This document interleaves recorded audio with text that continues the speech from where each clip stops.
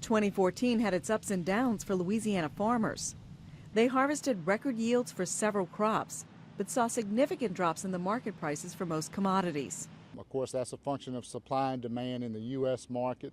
Corn was around $5 a bushel in 2013, but was down to $3.50 in 2014. Soybeans were around $10, down $2 to $3 from the previous year. In 2013, cotton was at 80 cents a pound. In 2014, it was 65 cents. Rice also saw a drop of a few dollars in 2014 and was around $12 a hundredweight. Selassie said sugarcane was the only major commodity in Louisiana to see a price increase, but it was a small one. Corn and soybeans broke records again for yields, and cotton and rice had high yields. With crops like cotton and corn, for example, that are very high production cost commodities, a good yield or even a record yield is going to help, but it's certainly not going to make up for a big price drop like that. Selassie said market trends for 2015 aren't showing much movement in prices during the next 6 months. Major concern or interest on the part of most producers is what's going to happen to commodity prices in 2015. Lower fuel costs could help farmers in 2015. Selassie said diesel prices are about 30 to 40 cents a gallon lower now than they were 6 months ago. Also, with the new farm bill, farmers will have several decisions to make at the beginning of the new year. With the LSU Ag Center, this is Toby Blanchard reporting. Louisiana has seen its longest stretch of dry weather this spring, and it has given farmers an opportunity to get back to planting and cultivating their crops. The abnormally wet spring has put farmers well behind on their planting schedule and caused farmers to reduce their corn acreage from a projected 600,000 acres. We'll probably have a lot less acres than that for the 2016 year. Probably be closer to the possibly 450,000 acres. Abundant rainfall early in the growing season can lead to a shallow root system, which can become an issue for corn if the weather changes. You're always concerned about that is later in the year if it turns off dry and that root system is developed but not very deeply. You can run out of moisture a lot quicker. Frommie says that some cotton has been planted, and he expects Louisiana's acreage to be somewhere between 150,000 to 160,000 acres. Louisiana has seen both its cotton acreage and infrastructure decline by nearly 2/3 the past decade. Last year I think we had somewhere around 16 or 17 gins. And just a few years ago, we had as many as 54 cotton gins. One crop that has weathered the storms and is in decent shape is sugarcane.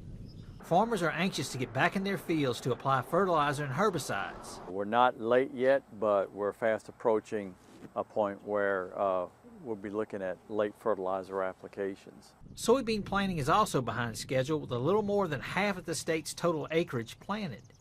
With the LSU Ag Center, this is Craig Gotro reporting.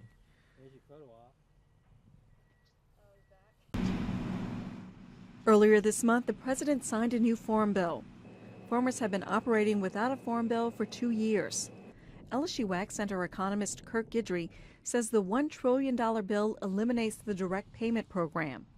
Farmers could enroll in it every year to receive payments based on their historical program payment acres, rates, and yields. Particularly for our southern producers, I think we're moving into this farm bill thinking the safety net's quite a bit less than what we've enjoyed in the past. The new bill does increase subsidies for crop insurance. Guidry said this could make crop insurance more affordable for farmers.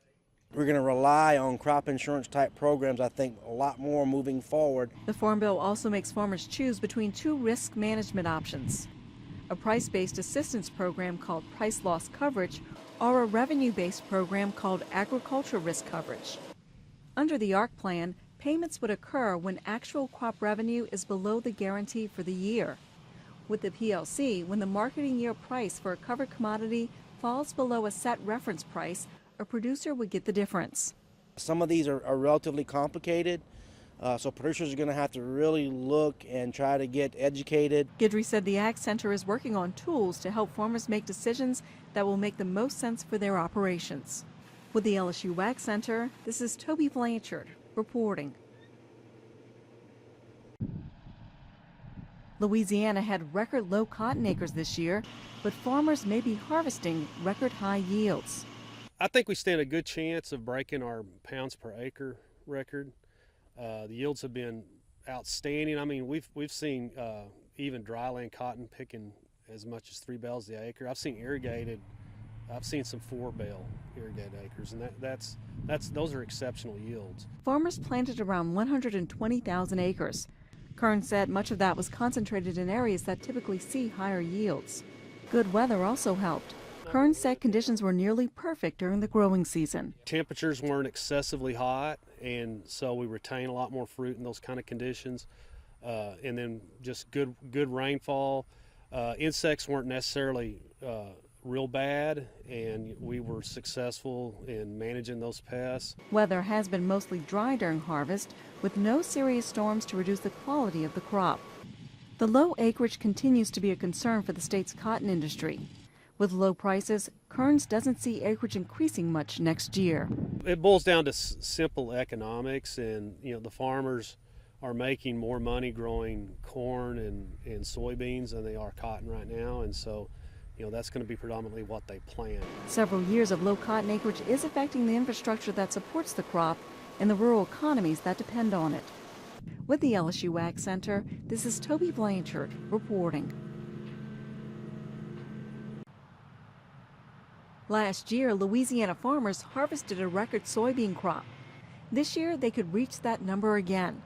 LSU Ag Center soybean specialist Ronnie Levy says yields on early harvested beans are high. We've seen some really outstanding yields thus far. The soybeans really look good. We've had some rains late in the season. We didn't have a drought that we've seen in some of the past seasons.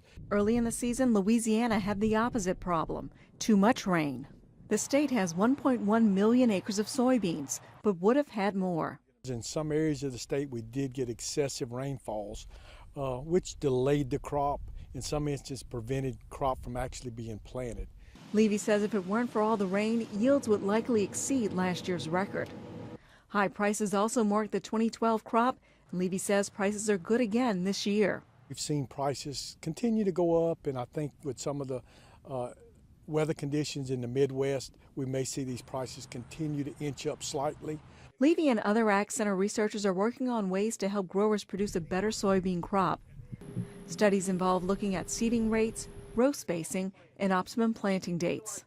With the LSU Ag Center, this is Toby Blanchard reporting.